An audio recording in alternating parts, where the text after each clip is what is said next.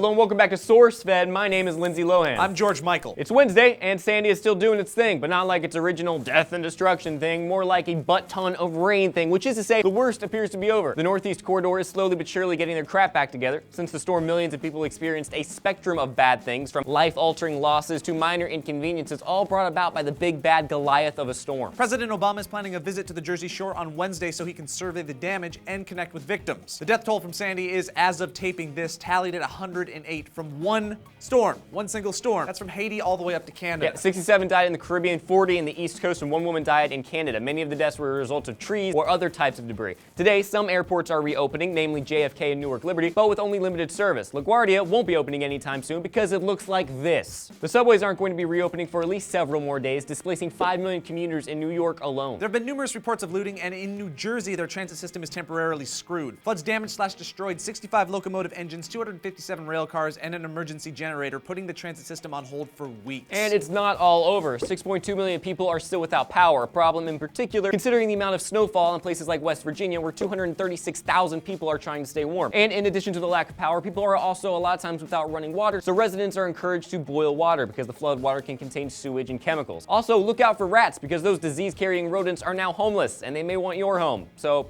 watch out for them. As of right now, the total cost of the damage is somewhere between the range of $10 and $20 billion. Chris Christie, governor of New Jersey, believes that their beaches may never return to their original glory. He stated, "We will rebuild it. No question in my mind, we'll rebuild it. But for those of us who are my age, it won't be the same. It will be different because many of the iconic things that made it what it was are now gone and washed into the ocean." And of course, our thoughts and prayers go out to the people of the East Coast. Obviously, the nation for the past week has had their eyes collectively pointed to that area, and it's important to remember that for many people over there, yes, the storm presented little more than a few inconveniences, and I know that as a person who grew up with hurricanes, they were very often not a big deal, but for some people, their lives will never ever be the same again. And while this story could be a whole lot worse, it was horrible for a lot of people. And yes, I realize how ridiculous this moment of sincerity sounds while I'm dressed as Lindsay Lohan. This is my life.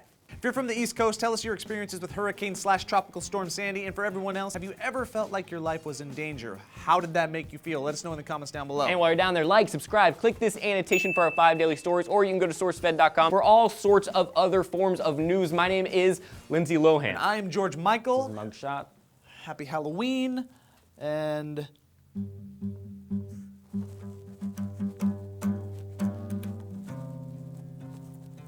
I can't play guitar. Yeah, you're as good as Really that. bad. Lindsay Lohan is acting.